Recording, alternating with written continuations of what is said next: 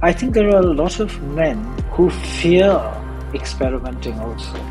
And they fear that they might land up doing so, without drinking or maybe after. I think there's a fear of fluidity also amongst heterosexuals. A lot of hate, there is a feeling, comes not just from lack of awareness, it's the fear that people can choose and that people can live life differently. They can live also alone. Yeah. It's even taken the West a long time to appreciate and understand the fact that women can make their own choices. When they see more and more people making those choices, they fear disruption. That some of these phobias stem from there, but people don't admit to it and they don't talk about it sufficiently. Good morning, good afternoon, good evening. It's Af Malhotra here, and we are on Straight Talk.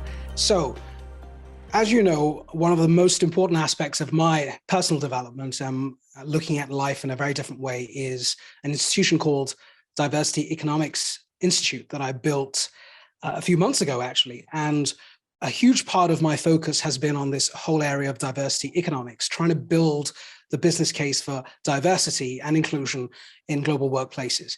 And there's so many dimensions to this. There's so many facets and aspects to this. And one important aspect is this community that's, I've been watching and, admiring the LGBTQ community, and particularly because of the gentleman who's on the show today, who happens to be related to me. So I'm privileged, and I've been experiencing his journey over the course of the last 2 or 3 years plus, and the fantastic books he's written, the discourse, the music he's produced, and just the poetry he's crafted. All of this combined has educated me and given me a perspective on what it means to be diverse, what it means to be queer. And it's challenged a lot of my personal beliefs and perceptions, I have to be honest with you. And I think if I've been converted and I've seen the light and I've realized what the opportunities are for a better society and what the gaps are, then you can too. So without further ado, I'd like to welcome Sharif Rangnekar on the show. Sharif, welcome to the show. Hi, thanks for having me, Af. And yeah, I didn't know that you were watching me so closely.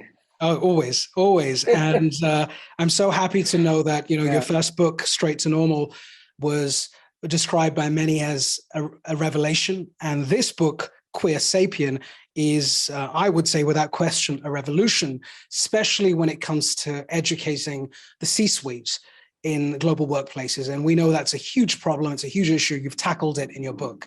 So today is about you. It's about your personal story. And it's about, of course, Queer Sapien. Now, before I start the conversation, how do we get hold of this book? Because we have a huge global audience. Where can someone acquire this book? Is it on Amazon, Audible? Where do we get it? It's on Amazon. It's not on Audible. It's just on Amazon. And I do know it's available in UK, in Canada, in the US, uh, and I believe that it will soon be available in Australia. Okay. So yeah, it's not easy to get to other markets for them to be locally produced. But what my publisher has done this time around is that every time the order is being placed, they're being produced locally, and so the quality of the production is far better than what happened with the earlier book. Right. The earlier book was being sent from India every time an order was placed. So I've had some folks who've come down from Germany and they showed me the copy of the book. It looks wow, and they don't have a flap, like this one has a flap and things. So this is printed on the hardcover and it's looking really nice. Yeah. Fantastic. So Well, we'll be sure to make sure we get our copy. And I have a whole bunch here that I will send over to various people that I believe should be reading this. And before I start this conversation, I want to share something with the audience. And I believe this, it's like an affirmation and, a form of manifestation that I think is going to happen. And I shared this with Sharif earlier. I believe every CEO in every listed company on the planet should have this book as a mandatory read. I've said this before.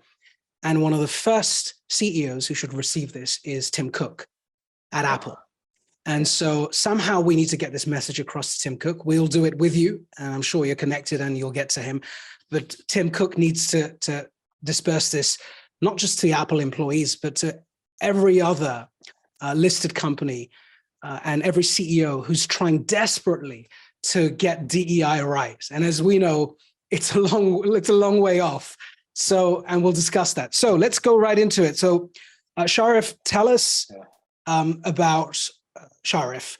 What do we need to know about you? Of course, I'm not asking you to go through all of the books, but in a snapshot, for those who don't know who you are, what's your life journey? And of course, life as a gay man, not just in India, but in the world. You will talk to millions and millions of people through this platform.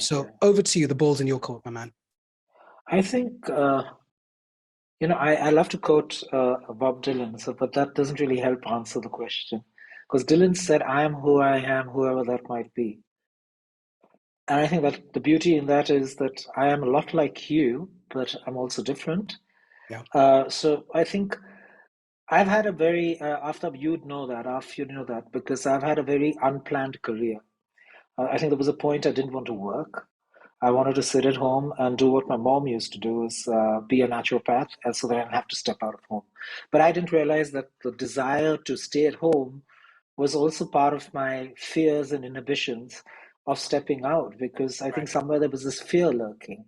Yeah. But I'm someone who I think has had the fortune and of having people around who sort of knew some of the areas of that I got into. For example, it wasn't publishing, which I started out with at Penguin Books, and but when I got into journalism, it was my eldest brother who said that you used to like to write, so I'll set up an interview. You should meet this person. And Pioneer happened at that time under some of the best journalists that were there at that point in time. And even when you look back now, they're ones who set benchmarks. And so I got into journalism. I got out of journalism, moved into the .com field, but it was more news research, and then moved into PR, which I didn't plan. None of these were really planned. It's not like I woke up like, nowadays everyone says, "Oh, I want to, do this, and I want to be that, and I want to be." We didn't have those choices, and we didn't have dreams being crafted through advertising and media or whatever it was. So in a way, I'm lucky. So I took chances. I got into public relations, communications, handling image, reputation, advocacy, and public affairs. And then I felt frustrated, and I think that was when my own, when I was seeking freedom. I was seeking freedom from being politically correct. I was seeking freedom from being straight acting, and I just wanted to explore the world. It was coming from a space of security and safety and privilege, as well as hard work. But and then I got out of that, and I didn't know what I'm going to do next. And I started curating events. I did more music than I did before. Been on stage and even curated fundraisers. And then came the Rainbow Lit Fest. But before the Rainbow Lit Fest happened, Straight to Normal. After Straight to Normal was depression, and from the depression came the Lit Fest, and through COVID came Queer Sapiens. So that's my journey.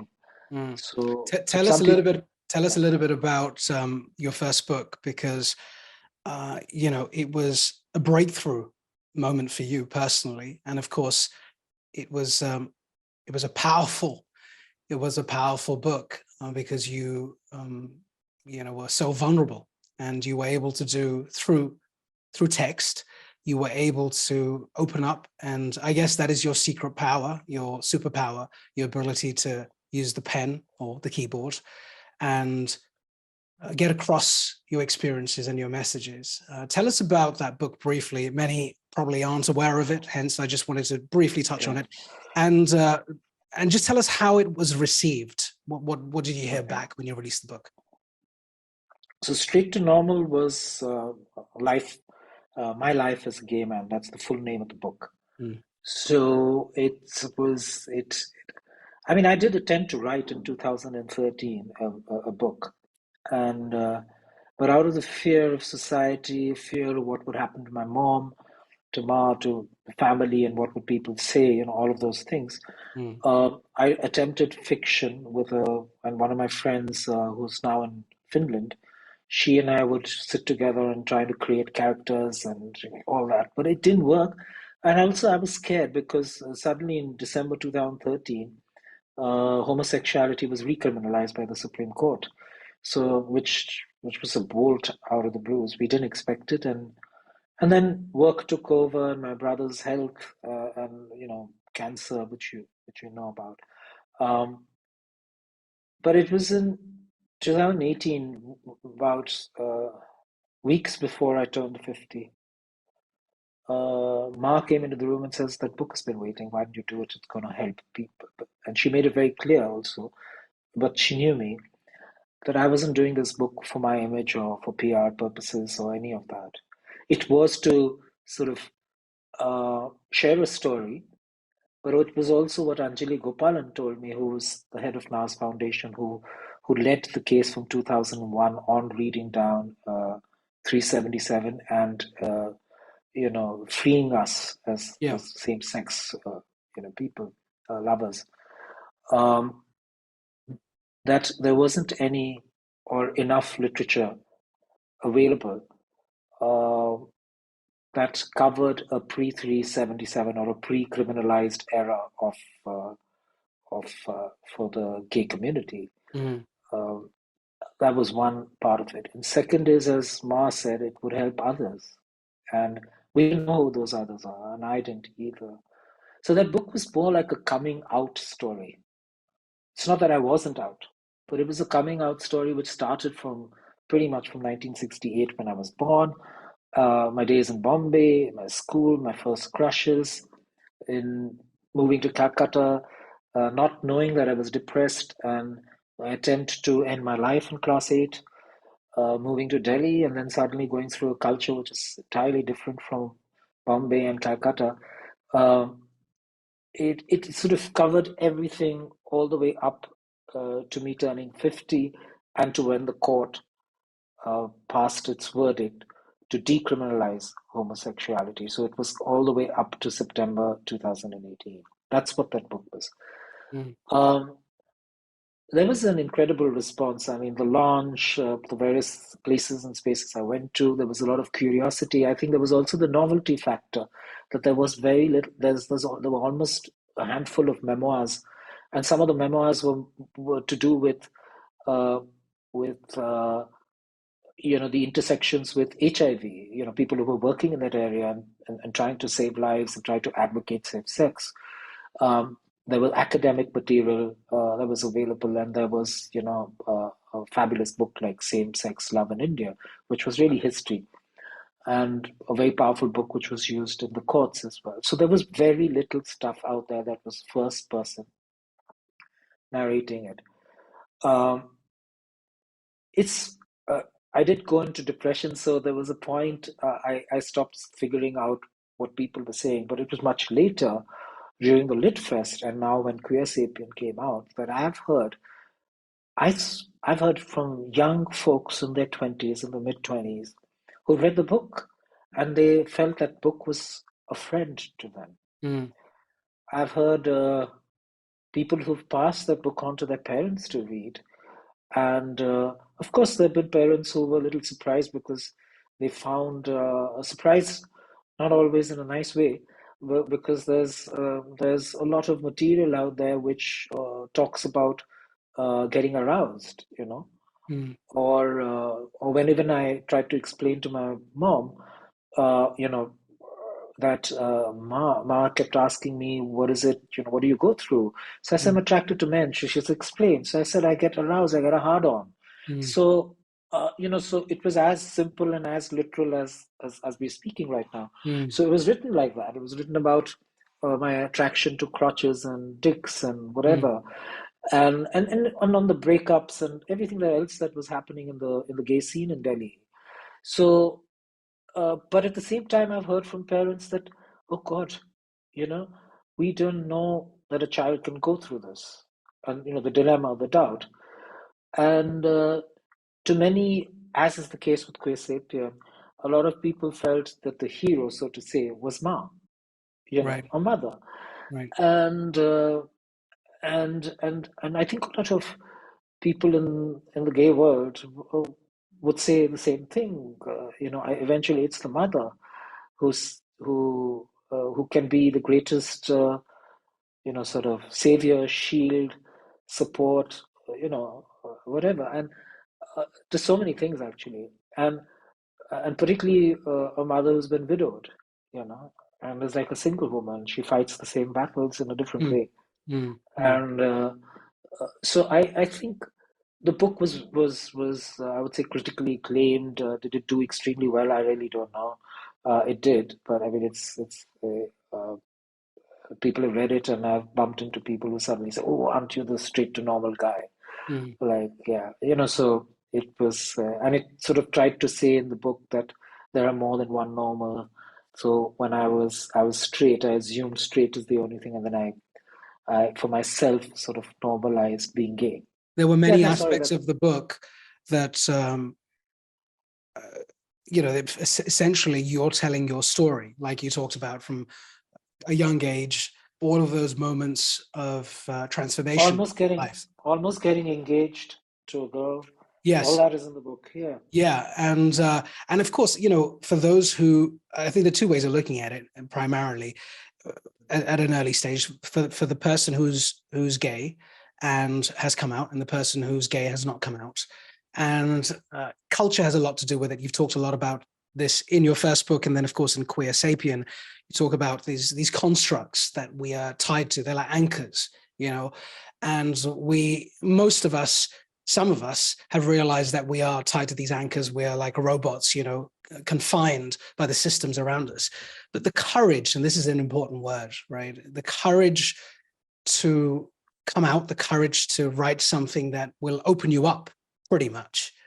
And to deal with that is remarkable, is really remarkable, which is why that book was, for many people, provocative and controversial, for others enlightening, game-changing, and so on. The question I have for you on that book, before we move on to Queer Sapien, it's an important question, is now that, it's been a couple of years since you wrote that book, is that right? It was out 2019, so I wrote it 2018. Yeah. Yeah.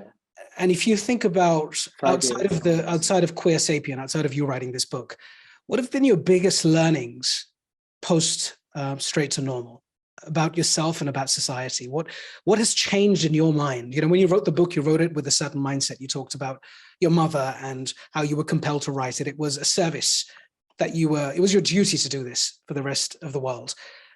2-3 years have gone by now. What has changed in your psyche, in your mindset, your attitude? I mean, you talked about low points and high points. Just give me a bit of a sense of how your mind has shifted. What have you learned now that you didn't know then? Okay, so 2018 is when I submitted the manuscript, and it was out in Jan, so it's a very short period. So it's almost 5 years. I'd say it's about 4 plus. Well, I wrote that book like a reporter in 27 days, and I don't know how my editor thought I could do that, but I, in fact, delivered it about 5 days earlier than he expected. And we were aiming for one of the lit fests, which is why they wanted to put it into print. So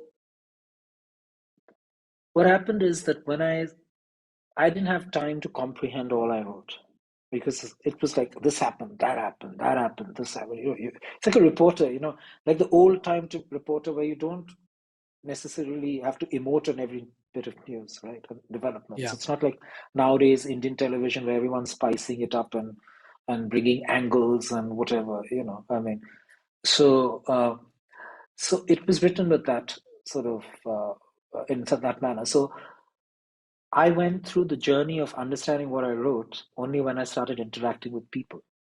Right.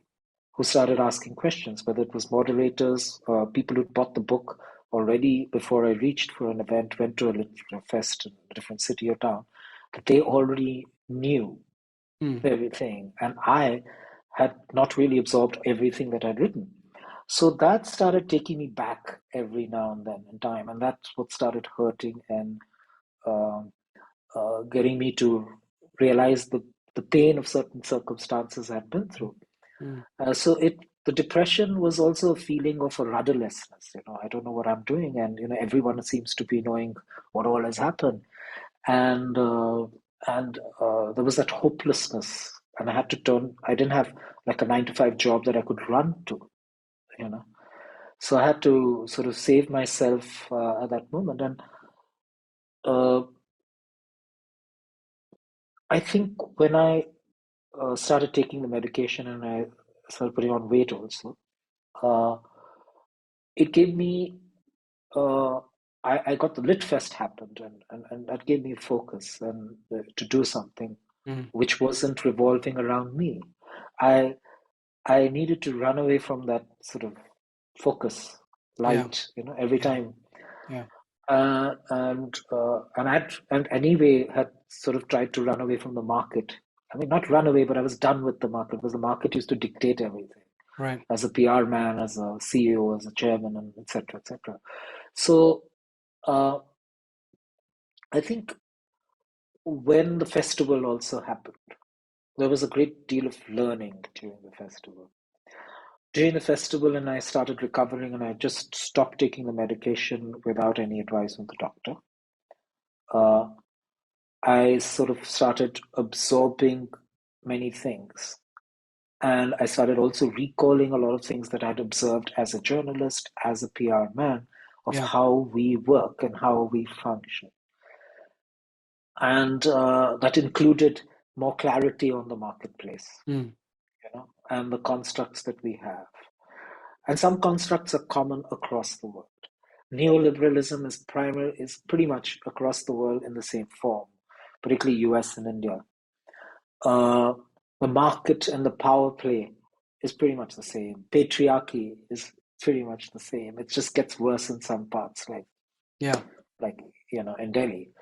Um, I, s- I had written pieces already earlier about neoliberalism, market, climate change. I talked about power, and the I'd noticed that the people being left behind and left out, so minorities. Mm. I started seeing all of these things that had some things I had written about on a couple of occasions, but I had not fully gone out to say what I wanted to say because I was a company head, and you had to be politically correct. You had to filter things out. And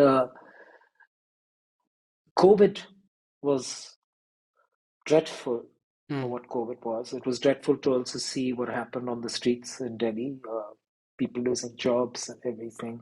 But there was also a lot of hypocrisy to see at that point in time, that there were people who used the crisis that the migrant workers in Delhi and across India actually, that they had been put through due to the lockdowns. They used it as a weapon against the center, against the dispensation at the center.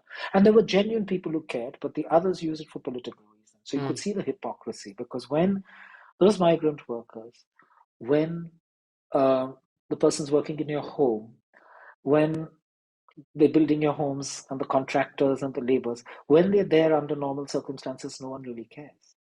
Mm-hmm. True. Right? So I could see the politics of power and politics of minority rights and how they play out. Mm. Um, so I was watching and absorbing all this at that point in time, and I felt I had to write a book. And this kept coming back to me. It was first in 2020, then in 21. 21, what I started thinking of equality vis-a-vis equity, and started reminiscing my days in Thailand and how I found freedom there, and therefore culture. They don't have all the laws that we debate here Mm. for queer rights, Mm. but culturally, things are definitely much better than Mm. in cities like Delhi. Mm. And You talk a lot about Thailand in yeah, Queer Sapien, and I think just for the audience's benefit, I think one of the, and if you wouldn't mind just unpacking it for a moment. So a lot of people try and figure out why Thailand, what's so special about it, why does it draw people from the LGBTQ community particularly to it.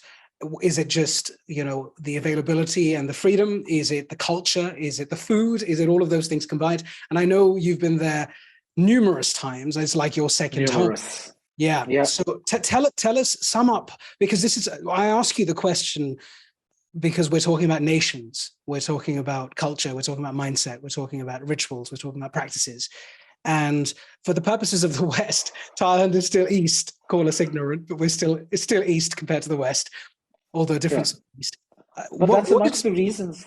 Yeah, well, that's amongst the reasons I talked about Thailand. Yeah, tell us about what is the X factor in Thailand. So let me just finish the last bit of the thing. Go ahead. So the book was supposedly, the working title was Mai Pen Rai, and that's a Thai term used, which means it doesn't matter. I read that, yeah. And so there, the book was going to be a lot more raunchy. It was going to be more about sex and everything. But what happened with this book is it does have sex, it does have those things, but it's very different from what I proposed. But it sort of brought back all my years as a son, as a cousin, as a journalist, as a PR man, as a curator, as a singer-songwriter, as an independent artist. This book brought all of those sort of bits and pieces of my life together in terms of making sense of certain things. Right. And that's it. And so why I looked at Thailand, because Thailand was the place where I first experienced a certain kind of freedom and liberation out there. And as I said, it was the Mai Pen Rai culture. I think somewhere I strongly believed that Asian cultures have a lot more to offer than what we imagine. I mean, even within the subcontinent, we have extreme liberalism, sometimes on the wrong things, and we have extreme conservativeness on things that we shouldn't be conservative about. So we have these extremes within the subcontinent, and you have certain states which are matriarchal. You have a fabulous startup culture, but you have failing large businesses, and you have then the richest people living, and then also the poorest. So we have everything that sort of listen. But in Thailand, what I loved was that it really didn't matter whether you're gay or not. Obviously, I was a tourist, so they also viewed me as someone who was going to contribute to their economy. Right. But if you have to look at contribution to the economy, then in the West, the question is that why didn't workplace inclusion have not happened much earlier? Correct. Yeah. Right. Right. And and why weren't homes as open to queerness? I mean, I hear stories from parents I know who've read Straight to Normal, and they said, "I wish," they talk about me as you two too. Living with your mother, or the mother living with you, whichever way you want to look at it. Right. They find that exceedingly surprising, and then they find it even more surprising that the mothers accepted me. So, we have all of that, but we may not have the laws, we may not be safe on the streets. But in Thailand, I found a seamlessness. And again, I might be generalizing because I'm talking about Bangkok, I'm talking about Pattaya, I'm talking about Phuket, I'm talking about Koh Samui, I'm talking about Hua Hin, and certain places. It may not be across the whole country. Yeah. But Theravada Buddhism, from what I understood and saw, and also the fact that they are matriarchal, some say it's matrilineal. There is a very different power equation of families and responsibilities and roles. The gender stereotypes don't exist the way they exist in the West. There isn't, an assumption of what the woman does, therefore, what the man does. Consent has been there for a longer time. They didn't have that language because they didn't speak English. So I found that absolutely incredible. And maybe because, and that was 4 hours away. And at one point in time, the rupee and the Thai baht were pretty much even. I mean, now the story's changed, but it was pretty much the same. So you didn't have to think about expenditure, but it's a privileged choice, right? I have that income to go there. I have that income to stay at a hotel. I have the income also to pay for sex. I have, I have that sort of privilege to explore the cities, the towns, the bars, the restaurants, the queer spaces, and and the food and everything else. So it's just amazing. My experience with immigration officers who were technically one was queer. Like, I mean, I don't see that so easily in No, other places, in the no, it's stores. extraordinary. Yeah, bookshops having gender sections, and you can buy gay books and all of that. It's just like so easy. So, and the feedback I get was that it's so important because you don't have enough subcontinental reference points like Queer Mm, Sapien correct. and other books. You were referring to Queeristan earlier and other books like that, but you don't have reference points of Asian sort of No, you don't. intersections between subcontinent and Thailand. No, you don't. You know, Interestingly, yeah, it's always a Western, it's always an American it's always an reference point. American perspective. I mean, it's funny. So I just want to touch on that point. If you type diversity or inclusion into Amazon, oh my God, I mean, God knows there are hundreds. I haven't looked at the search last time for a while actually, but there are hundreds and hundreds of books on diversity and inclusion. And as you quite rightly said, a majority of those people who have written those books are from the Western world. A lot of them are women. A lot of them are white men. There's some peppered around who are people of color from other backgrounds. But it's so funny because a lot of these books, and I've read many of them, their manuals are almost like, oh, if you need to do diversity, you've got to follow these 5 steps or these 9 steps or this 4-box model. And this is the problem. I mean, one of the great things about your book, this one, Queer Sapien, and the past one, Straight to Normal, is that this is the personal, the lived experience. You're actually helping, we're human. You're helping another human being to appreciate and understand what you went through, the ups and the downs.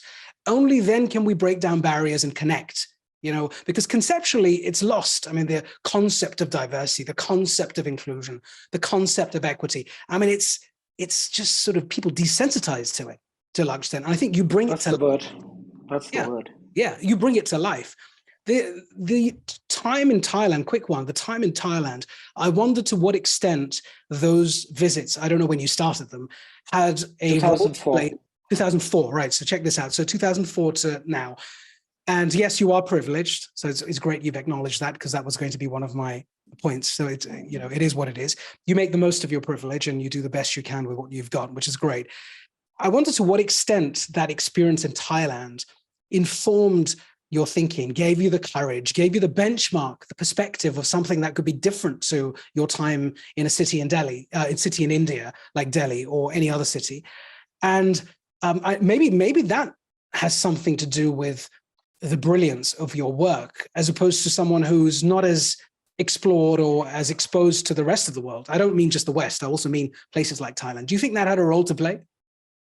It definitely. I mean, because when you start realizing who you are and that you can be accepted somewhere, Yeah. and that you can sort of assimilate with the rest of the society without having to carry any fears and doubts and phobias and hate and all of that,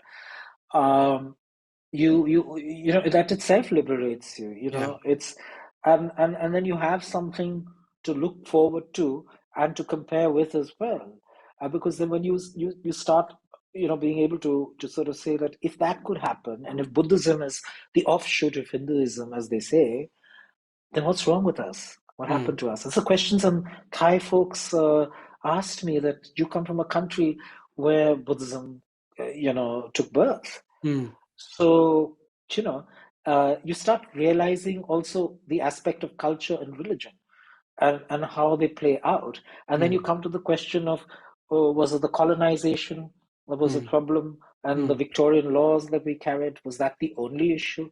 mm. Was it the Brahminical patriarchy, as they say, or was it whatever else? You see, the moment you start uh, feeling more and more comfortable, you have more space in your mind. You feel you're not so clouded by fear to Right. that extent, Right. um, that you can actually start thinking Yeah. about yourself and your existence, and therefore also other people in your community, but Yeah. at least yourself to start with. Yeah. So it's Thailand gives you, and places like Thailand give Yeah. you that space, that you can at least have those hours, that you can at least have that space, that you can at least walk in and out of places and not feel judged, Yeah. and that is liberating. Yeah. And I Brilliant. think it's very difficult to always explain it, because even in this book I say that it's tough to explain fear. Correct. Yeah. It is. And and I take the context of Umashankar Dikshit, who you would have known too, the freedom fighter, because he could never explain fear to me, what it is to be ruled. So but the difference, as I could see, was we are fighting our own. But his case, he was fighting the British. Mm, He had one mm, clear target. We didn't know who was against us mm, and how many, mm, right? Because you're living with people who may not like you, mm, who are phobic. mm. And so all these realizations come through these sort of experiences where you do see some things do work. Yeah, And the yeah. importance of space, the importance of a bar, and not on one night of a week, but through the week. Correct, correct. Yeah, I mean, it is almost.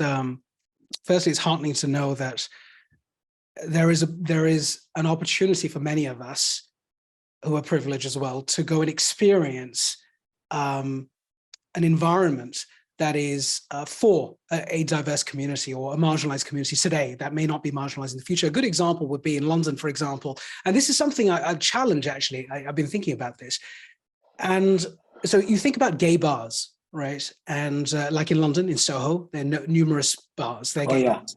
Okay. Yeah. Now, you would hardly find a heterosexual going into a gay bar, right? Now, why is that? So let's remove the fact that the heterosexual's not up for, they're not there to find a date, right? Or Paul. They're just going for a drink.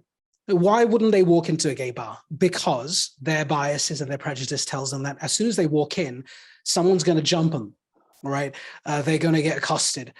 Another gay man's going to harass them, or and so that that idea. And of course, if people think there's the grandeur, you think you're actually hot enough to be pulled in a gay bar. That's another way of looking at it. But it's amazing that. Sometimes labels a problem with these divisions, and I get it. You've got to have a gay bar. I get the concept, but I think somehow the next phase of this, right, Sharif, is also trying to make people who are not in that community. I know your battles are, you're fighting loads of battles within the community as well. Those who are not in that community can feel comfortable walking into a bar, just a bar. I mean, just a bar. Why does it have to be labeled a gay bar or a hetero bar? I mean, the normal bars, the hetero bars aren't called hetero bars. So what do you believe, like when you think about Thailand and you say you can walk into this bar and that bar and it's relaxed and so on, what do you believe is holding people back from doing that? I mean, what have you heard, from the feedback you get from people as to, I wouldn't come to one of your parties because here's the reason. So what are you learning? What are you picking up from people who are not gay? See, I think it's largely heterosexual men who fear going into a gay bar because they Right, just of assume course. they're going to Yeah. be. That's just one. Yeah. I think as there's a theory, and obviously not enough research has been done on this, but it's also a comment that's made by another well-known Indian trans person out of the US. But also this is what I sense sometimes. I think there are a lot of men who fear experimenting also, and they fear that they might land up doing so, Mm-hmm. um, without drinking or maybe after. Mm. Uh, I think there's a fear of fluidity also amongst heterosexuals. A lot of hate, there is a feeling, comes not just from lack of awareness. It's it's the fear that people can choose, Mm. Mm. uh, and that people's can live life differently. Mm. That they can live also alone on their own. Yeah. It's even taken the West a long time to appreciate and understand the fact that women can make their own choices. And when they see more and more people making those choices, they fear disruption. And so I feel that some of these phobias stem from there, but people don't admit to it and they don't talk about it sufficiently. I think people don't step back to see that, and because Mm. everything has been straight-laced uh, Correct. for a really, really long time. Well, not only that, we need to understand that industry revolves around those structures, particularly financial services, insurances, etc., housing. Mm. There's just so many other things that revolve around that one similar structure. So it's nice to keep that going because it's something you're comfortable and familiar with, Yeah. which is why you get dragged into and I say dragged into the same-sex marriage debate rather than anti-discrimination first Yeah. and civil rights, Yeah. Yeah. because then you retain the structure. You also look at equality so that it's equal to man. So you will compare an Indra Nui with a man rather than the choice of a woman, Mm, mm, right? mm. Beyond just the workplace alone. I mean, and workplace, why? Why does she have to be a CEO? Why does she have to be X to prove anything? Correct. Yeah. Or why, right? So a lot of these fears come from these very fixed structures out there. As far as having and needing to have gay bars is comes from the fear and the hate and the violence that takes place at times when queer folks appear in their full-blown avatar that they want to be. There is a discomfort with what they wear, which Mm, conservatives call flamboyance, mhm, right? We call it flame, full mm, flame burning. And there is that. So the moment you need that safe space, then you need also a sense of belonging. Also, people who are going through the journey of coming out and getting comfortable with themselves, they need those sort of spaces to come there. We as a minority are already used to heterosexuals. We have to live with them. So we are not that uncomfortable. But there are people who get uncomfortable, even coming to a straight dominated bar. mm, And uncomfortable to the extent where they may be found out if they come with someone else. So there's that discomfort, mm, which also appears from there, mm, mm.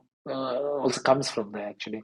Um, so so there isn't a very straightforward answer to why all of this happens, because there isn't been enough discussion across the world on these fears and these phobias. There's been more time spent on trying to prove scientifically our legitimacy, right? And I don't think in the West and the Western courts, unlike in the case of 377 or the criminalization of homosexuality here in India, that a book was used as part of evidence, which I referred to earlier, same-sex love Correct. in India, Yeah. which goes into even the Islamic India, that is called Islamic India, period where there is enough evidence of queerness Mhm. in history and in so we don't we are not discussing enough. Yeah. We're Yeah. just wanting templates and boxes and things like that. So we don't address culture. So I do say in this book that we have all the laws possible, let's say on corruption or women's issues except marital rape, uh, uh, but we don't have the culture that makes those laws irrelevant. Mm, mm, So mm, corruption continues in a indeed. big way. Uh, There's a small anecdote I wanted to share with you, and I'm just, you can comment I'm on it. sorry after I go all over the place to answer. No, it's fantastic. I mean, it's a discussion. This is how we learn about one another and educate the rest of the world. I recall just going back to India for a moment and talking about when you just described the culture in India and then Thailand and how the folks in Thailand were confused as to why it was the way it was, because it was the original birthplace of Buddhism and so on.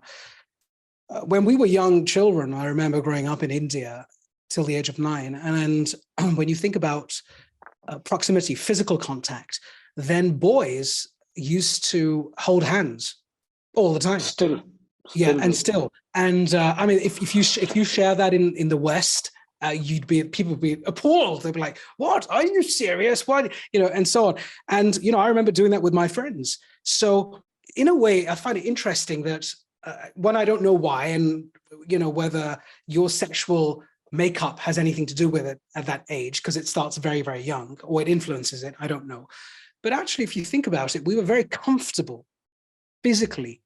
Boys and men were quite comfortable with each other, and girls too, with one another, right? So it was very common to like hold hands walking down the street, going from one class to another. In fact, even now, when you go onto some of the streets in India and different cities and townships, you'll see two men just holding hands.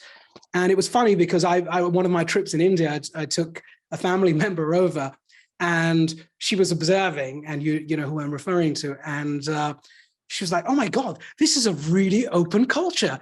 this is not the Yeah. India that I know of. People are fearful of expressing their sexual preference. I was like, interesting. I never looked at it from that standpoint. So, Yeah. I don't know if you ever thought about that for a No, moment. I have. And Actually, in my first book, yeah, I talk about my first experience was with a servant boy. right. And then in that conversation with him, he told me it was quite common to be intimate with other men, to have sex, etc. But eventually we still get married, was how he put it.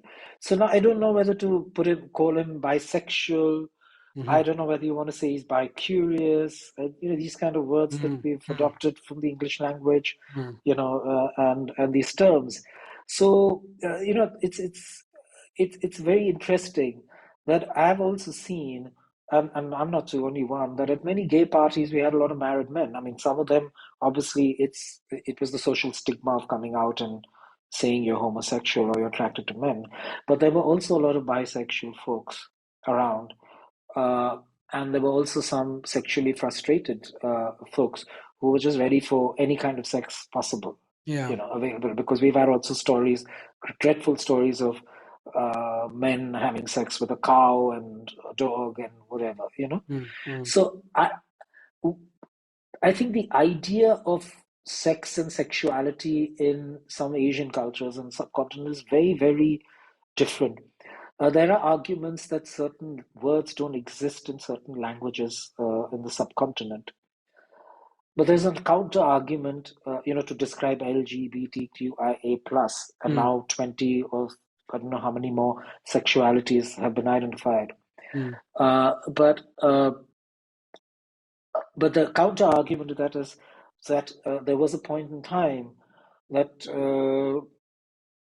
that sex was just anything. It could be. It was absolutely sort of fluid. There is an argument of that, but the predominant sexual act was between opposite sex. Mm-hmm. Uh, but that didn't. But that was linked with procreation, Mm-hmm.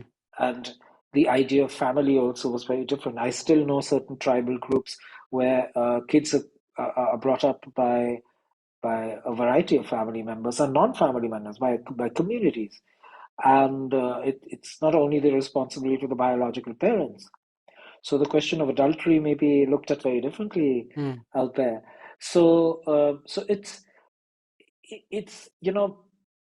uh, it's difficult to explain why have gender stereotypes become so calcified in our society, particularly in cities like Delhi. Can't say that for all the cities, really. Um, you know, why is it that men have certain privileges that women don't? Right. You know, why is marital rape still being discussed in the courts today? And why isn't consent of any significance or importance in marriage structures in across the country? Mm-hmm. So we have these extremes. We have this physicality. There are these guys things that happen. There are stories I've heard of many married men, happily married, uh, marrying out of choice and not an arranged marriage, but they've had sex with men earlier on too.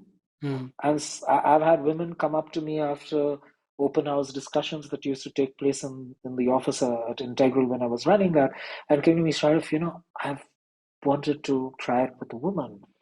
So, we it's a very strange sort of culture, and I think it's very important that when we look at sex, sexuality, instinct, love, choice, we need to have many lenses, and it cannot be a Western lens alone. Correct. And the Yeah. reference points can't be entirely only the West. Mm. And that's what I heard. Like when people say, "Oh, no one wrote about Thailand like you've written about it from a gay context." I mean, there have been books on of people who've traveled through and talked about sex, but in the way that I've sort of put it as part of my life. And uh, so, yeah, so I think we need to dig into history because I mean, I don't want to limit it to the Kama Sutra because as Seema Anand, who lives in London, is very well known in London as well, and she's got a huge following, and she talks about pleasure and sex, and but she revisits Kama Sutra in a very different way. But one conversation I had with her, she was saying the thanks the British for having documented the Kama Sutra, but the focus at that point in time, because of the prudishness of the British, uh, was only about sex and Right. sexual positions. Right. But she says she looks at it as pleasure, and she believes that that book was written by a woman to tell the man how to please the woman. Yeah, So, makes sense. it's Yeah. right now, and so she looks at sex as an art form, Mm. whereas we've grown up with a very colonized idea of sex and something we don't talk about, Mm. but we've retained it and held it back as though the British are still here. Yeah. And whereas Britain has changed so much since, you know, and so we seem to be stuck on time, and so we've forgotten the aspects of pleasure, Yeah. um, and we've forgotten the fact that within, as Dev Dutt has done a beautiful presentation at the Rainbow Lit Fest also, where not he just doesn't go to Mahabalipuram and the Khajuraho temples and talks, which has like sexual acts, men having sex with men, threesomes, foursomes, and God knows whatever else is all out there to be seen at the temple, which is unimaginable, let's say, at a church or a mosque or Hmm. even a Buddhist temple or various other religious sites anywhere in the world. Hmm. But it's there to be seen and it's never been removed, you know. And then there are androgynous individuals you see in some of the temples in the south, where you would imagine that it's the shape of a woman, a voluptuous woman, Mm. but you find a mustache. Hmm. Is Yes. that trans? Is that non-binary? Is Yeah. that trans? Is that what? What was the word used? People are still trying to search in some cases. So there is enough history that needs to be, pulled out for people to start understanding sexuality, choice, and pleasure all over again, that they don't then look at two men holding hands and just coming to a conclusion that they're gay or bi or whatever. They're just being nice to each other. They at least Right. they're not being hateful. They're not Hmm. taking out a dagger and killing each other. Uh, Someone asked me about a kitty party, which is like basically women getting together and meeting and playing games and having meals together. It doesn't mean that there's a group of lesbian women or women who hate men and they're all feminist or something like that. No, so you have to start engaging with diversity to start understanding that each word doesn't mean the same thing, and you can't be so definitive in your meanings of everything. You Yeah. can't put everything into a box. Mm. I think the light lies in that engagement, and when you're out of that box, Yeah. you know. Yeah. I mean, So you hit the nail on the head, and I think that sort of allows us to segue into this area of time flies by so very quickly. I can talk to you for hours, of course, and days. Let's talk a little bit about the words you just used, engaging with diversity, and let's move our attention to the big companies in the workplace. And the reason we want to talk about them is because they employ millions and millions and millions of people, and those people come from different backgrounds, and those people are generally dissatisfied with how they're treated. Long story short. You can yes, throw in COVID as a big enabler for a lot of these people to find themselves, to discover who they are, and to figure out what is important to them, whether it's spending time with your family, dropping the kid off in the morning, expressing yourself, fully not being fearful of who you are, and all of these other factors and all of these other points of liberation have been enacted and been executed. The big corporation is struggling, frankly, whether it's the CEO, the board, the HR officer, the diversity officer. Interestingly, in the last data point I was reading from one of these consultancies, we can take it with a pinch of salt, but I think it made a lot of sense. It's clear that diversity officers, chief diversity inclusion officers, have been resigning from their posts or being fired or whatever it may be. And the number was ridiculous. 35 to 40% have left their jobs over the past many months, and the tenure on average is about 18 months. Whereas the C-level tenure of any other functional leader is anything between 4 and 6 years. Okay, so something is grossly wrong, screwed up in the way they've been treated, in the way they've been given responsibility or not, and so on and so forth. And that's another discussion. But I think when you boil down to it, and you come and you cut through all the noise, one of the problems here, and you touched on it so beautifully earlier on, is this lack of compassion, empathy, and even interest, frankly. I mean, let's just call it curiosity for the sake of making it sound great. There has to be curiosity, which starts with curiosity, where you're trying to figure out, why is someone thinking and doing the way they are? And how do I integrate them and make them feel comfortable and accepted, because they're a fantastic designer, they're a fantastic salesperson, they're a fantastic PR guy. And the fact that they come from a different racial background, gender, sexual preference, even neurocogno-diverse, background, shouldn't mean that I'm not going to put them forward for a presentation or for a promotion, or shouldn't mean that actually let's not invite Sharif or Af to that meeting because, should we invite them for drinks at night? This concept of belonging and inclusion. I hear this all the time, from people. So this book that you've written, I mean, I feel, and, please help me build the story further.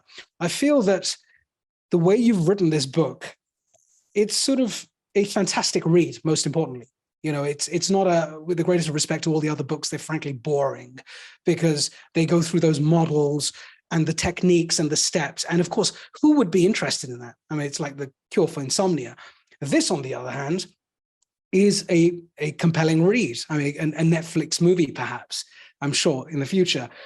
But and I haven't finished the whole book, but it's allowing me, and with my mind, and my mind is open because of the work that I do and the projects that I'm involved in.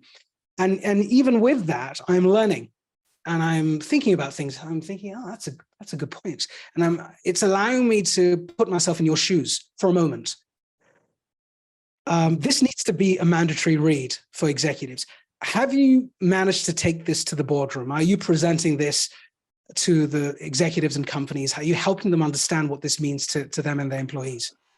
See, a few companies have reached out, so I've had talks in December, I've had talks in Jan, and things like that. And then there are a few orders which have come, asking for a couple of 100 books, some corporates, some events taking place all the way up to May as well. Right. But yeah, I haven't really pushed it out there. But, getting back to your points, there's an inherent problem, I think, in this world of making money. Mm. I think when the focus is making money, then money is the focus. How you get there, the mechanics, the templates, the various correlated industries, it's sort of a coterie and it's a form of cronyism. They all work together and to achieve that bottom line. And we've got, I think, as a society, in India too, but I'd really look at the US, although from a distance, and the multinationals and some of them. I hear the stories, what you say, of stress, of anxiety, of all of that, And they all seem to be caught on a treadmill, running. And so all they see are those digits. Have they got there? Have they got there? Have they got there? They're pretty much in the same place, actually, but they haven't really moved as people, as humans. What's moved is that data and the statistics in front. That's it. They're not changing their lives at all. So this is going to be a bit of a longish answer. I think there's the inherent problem with the corporate world, and not to blame anyone who's in those positions right now. And I think with the idea that the men had to be bread earners and breadwinners for the longest time across the world. Yeah, that's a big problem. Right? I mean, there have been ads even from ketchup companies in the 60s. But now we've got a cap which women can also open. Seriously. So So let's and then we celebrate one woman who it's glass ceiling, and it's like, oh, and then we discuss equality, and because they have to all be equal to the man, so you don't disrupt the structure at the Correct. Yeah. home, in business, in financial places, in parenting, in schools, etc., etc., etc. It's one long thing. Now, I say right at the beginning of the book, if I given a choice, I would love to remove the hoods from manhood and womanhood and let the truth prevail. Mm. Okay? Mm. Now, if the man has had to live with that pressure all the time, and then the banking industry, the debtors, the investors also put that pressure, Mm-hmm. Mm-hmm. then he's getting screwed, man. He's going to become heartless. Mm-hmm. And when you become heartless, as did happen with most industries, they had to start thinking of appearing to be caring. So social responsibility happened, appearing to be caring. And also the social responsibility for a lot of corporations, at least in the Indian context, I can say, was always something that benefited the business or the image. It was never Right. done with heart. Yeah. If you did it for heart, it wouldn't really matter, right? People benefit. Mm. People benefit, they're happier in that place. And I'm not just talking about LGBTQIA+. They become more creative. When they become more creative, they change the things that are made, how they're consumed, and their utility in the world. They'd perhaps be more caring towards nature, as we see with the younger population, more Correct. Yeah. conscious, Yeah. right? Even conscious about identity, you know. As much as we might fight and say, oh God, they don't want to work, they only want to work these many hours. So what? Just because you've done it and you've raped the land, yeah, Yeah. for all these years. Yeah. So you're saying to work less and earn a reasonable salary is not good because you're so used to that structure, you're scared of changing that. Mm. So the woman, even when she moves into the workplace, she has to live up to being that man. Mm. And even if she doesn't want to be, I mean, there is research to show that they seem to be more emotional, they're more sensitive, they're more caring because they can understand certain lives. But at the end of the day, when they also want to succeed, and there's only one idea of what success is, which is bottom line and all of that, and brand value and things like that, then they Mm. fall into the same space. So you don't change anything. Mm. So they Mm. also suffer from so many similar problems, and not that the man comes home and still looks after the children or the home in the same way, Mm. you Mm. know. And you have to be extremely privileged to have help to look after that, and then say, "Oh, we're both contributing to that, and so it's equal." Um, Mm.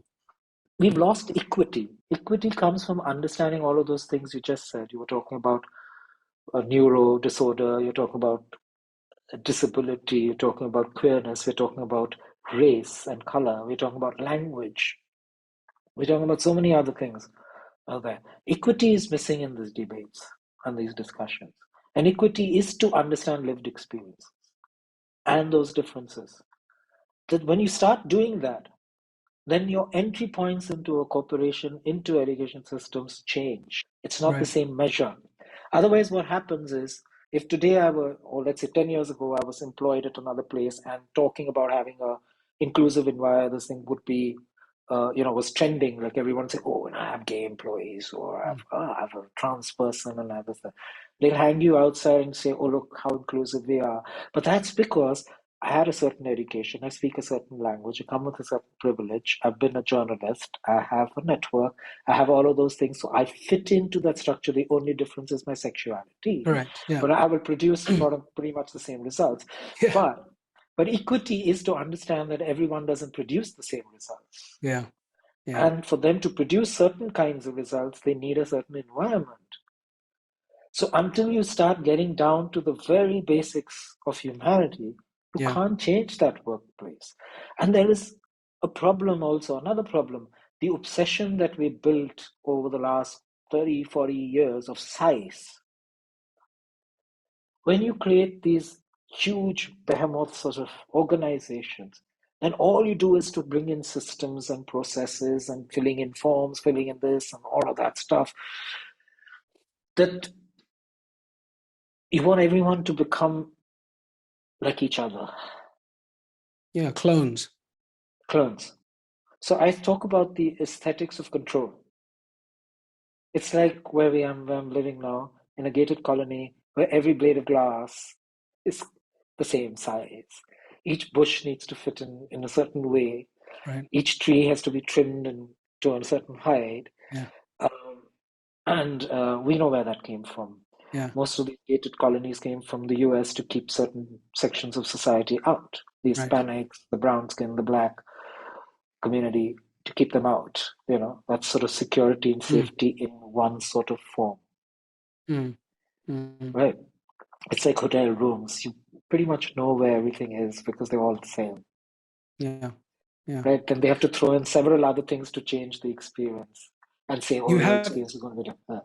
You have this, sorry, I don't want to interrupt, but you have this this potentially favorable, positive movement. And I've interviewed many who are either pioneering the movement or involved in it in some way, shape, or form, which could be called different things, purpose over profit, conscious capitalism. It's got different names. And having spent so much time with all of these people, we're all saying the same thing. I think the positive, let's look at the positive note. The positive thing is we're having the discussion and we realize that something's not working. Something's broken and it needs fixing. It is broken. It needs fixing.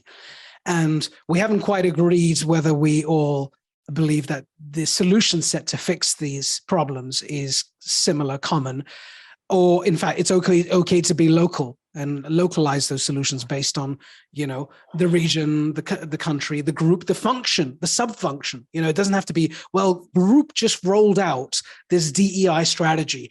And now what we've got to do is every function has got to roll out a substrata of this strategy. I mean, screw that. It doesn't make any sense because it is you're dealing with human behavior. You're dealing with human beings as opposed to AI. And so going back to your point on systems and certainty around processes, size, scale, the obsession with size and scale, which again, we know where that's come from. And of course, I as an observer, I see that in India too. I see that happening you in create India homogeneous systems, right? You just want everything to fit in.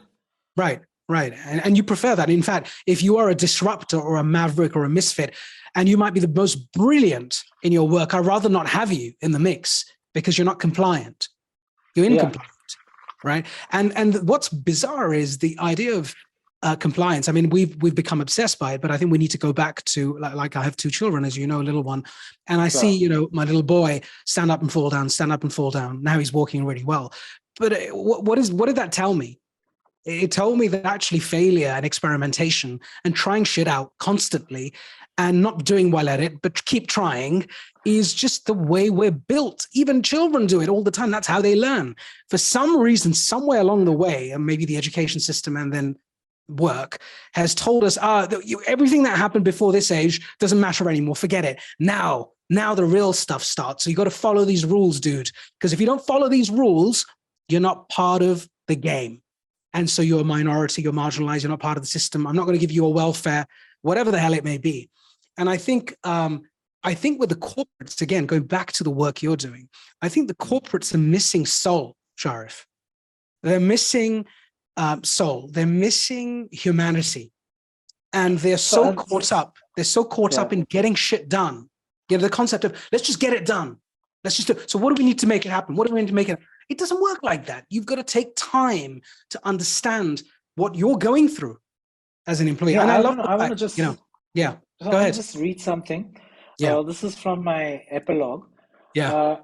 This is from a journey of understanding myself. So I say, it has been about being aware that the world would be better if people could move freely rather than only goods and products, sharing lives, resources, wisdom, culture, and ideas. Yeah. That the acquisition of all things material often took us further and further away from people, cultures, the diversity of heart and love.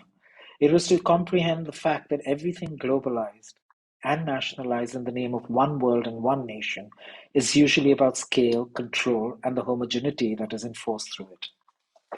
Beautiful. So I think that's what we've as some nations have, the world has sort of, this whole thing of one.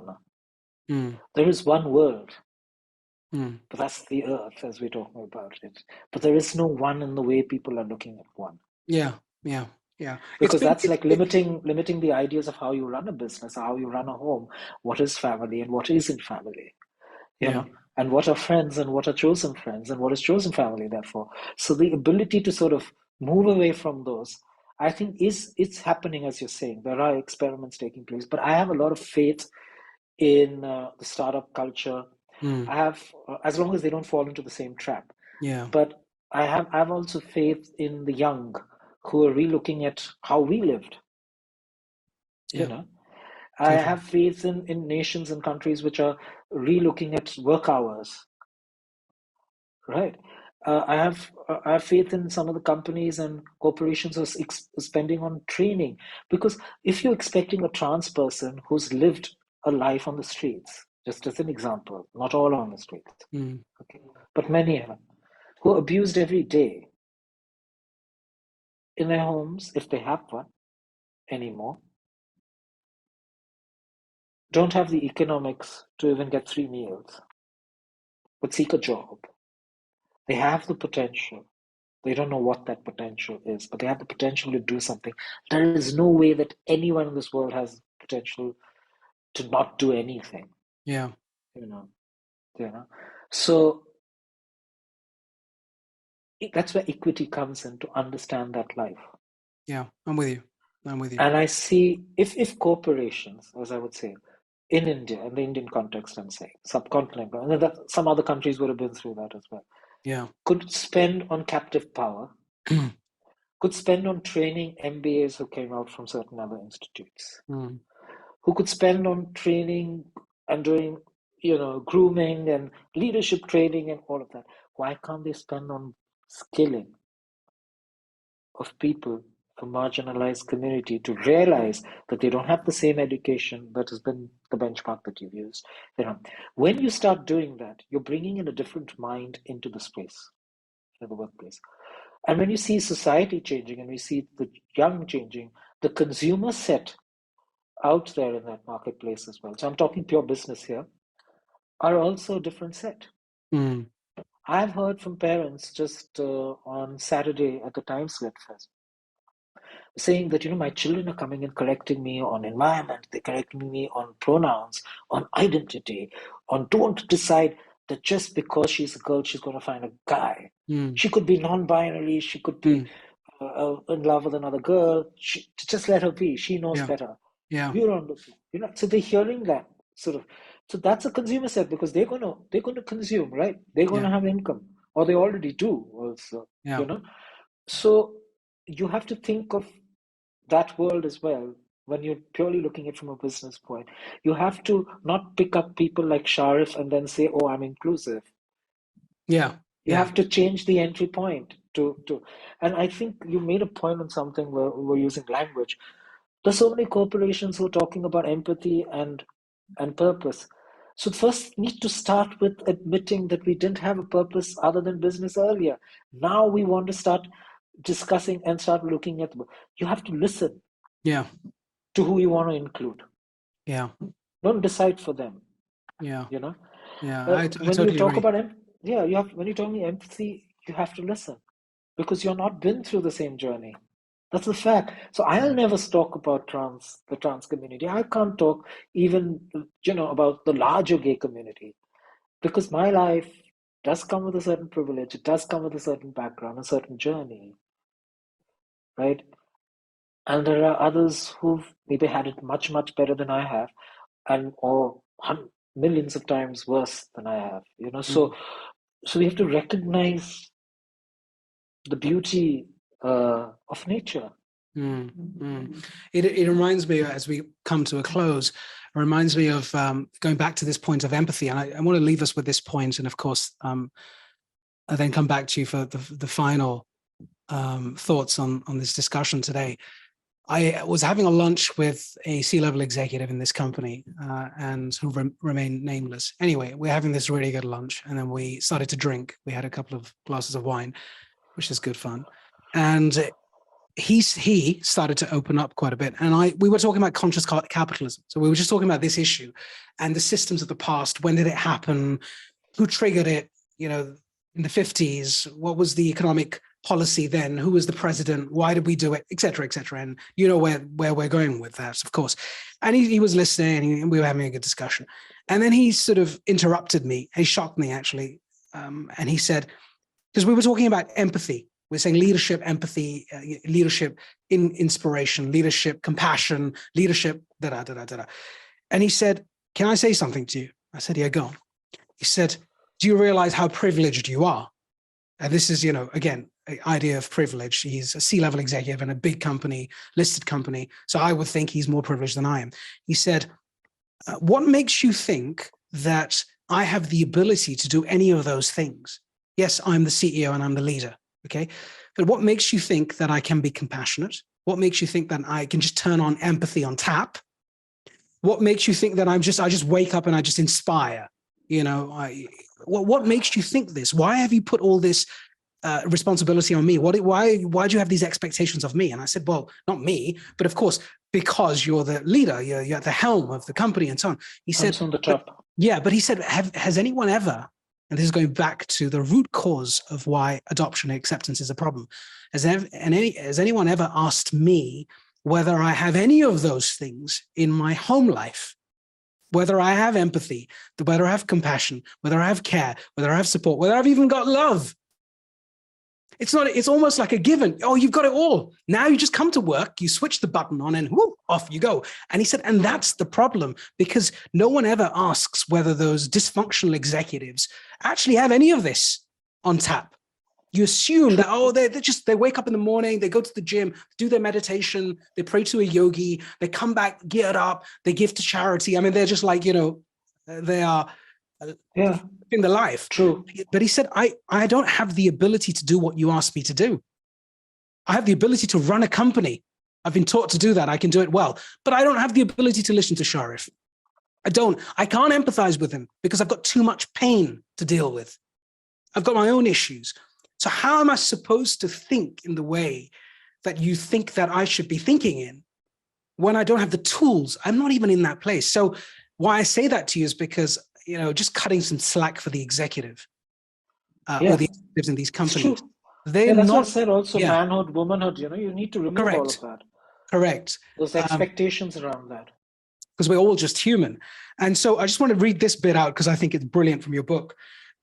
Right, this is the Indian published version, so I haven't got the one from Germany. So in the inner cover, in the inner flap, you've got this question. Differently. Yeah, fair enough. Is localized. Is queer only about sexuality, or is it a state of existence? And I love just this paragraph. I'll try my best to read it. In its truest form, nature is queer and queer is free.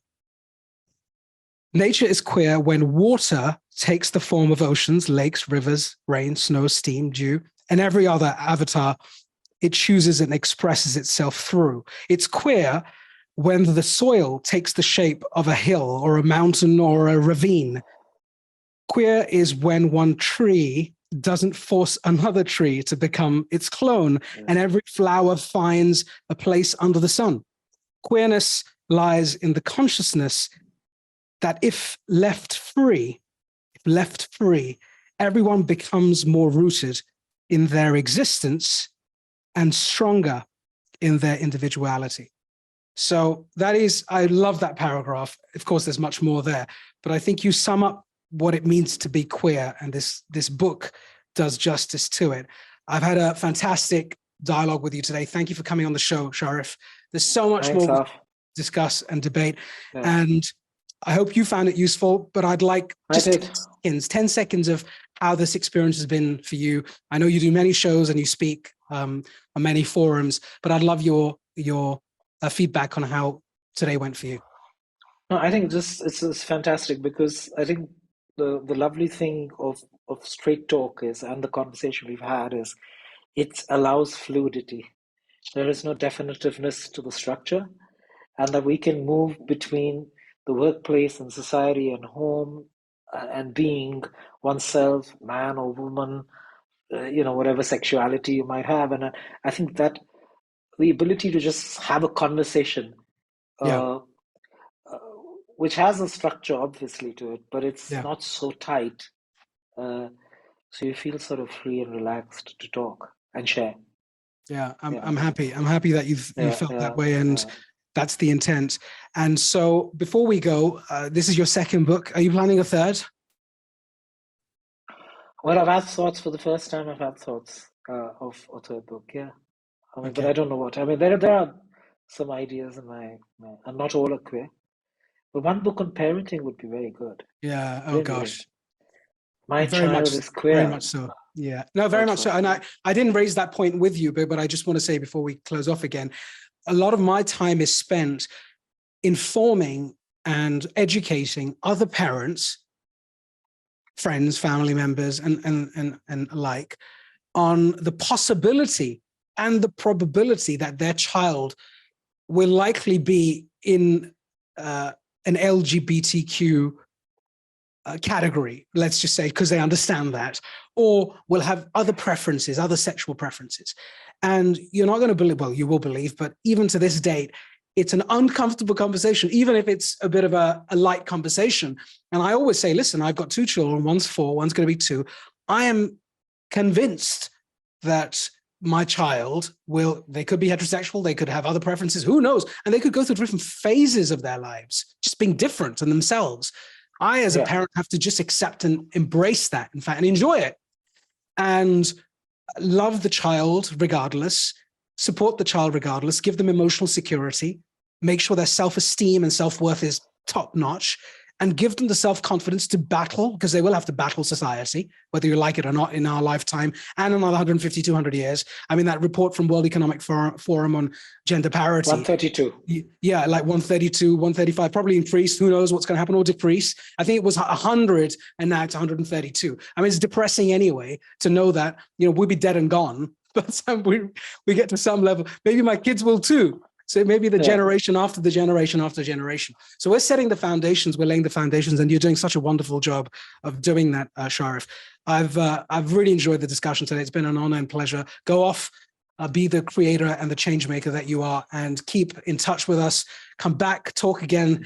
And if there's something that's burning and there's an issue that you believe needs to be, transmitted out to the rest of the world, then we're always here, happy to listen and happy to collaborate. Thank you, Sharif. With that in mind, thank you very much, listeners.